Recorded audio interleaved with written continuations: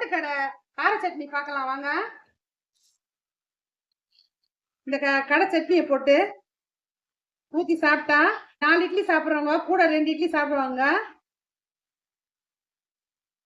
சூப்பரா இருக்குங்க.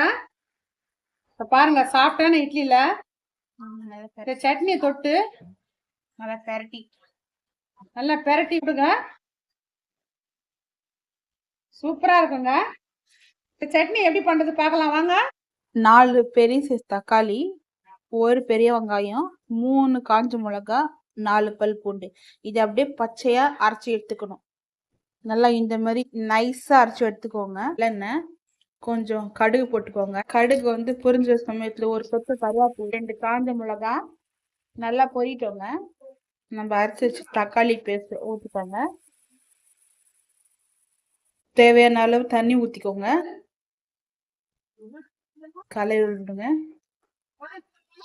ஒரு 10 நிமிஷம் கொதிக்கிட்டோங்க. இப்போ நல்லா கொதி வர டைம்ல 1 ஸ்பூன் குழம்பு மிளகாத்தூள் ஆட் பண்ணிக்கோங்க.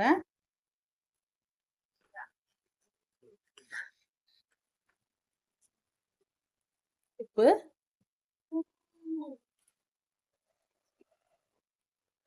கொதிக்கும் போது 1 ஸ்பூன் கடலை மாவு போட்டு நல்லா இது மாதிரி முட்டையில நம்ம கலந்து ஊற்றிக்கோங்க.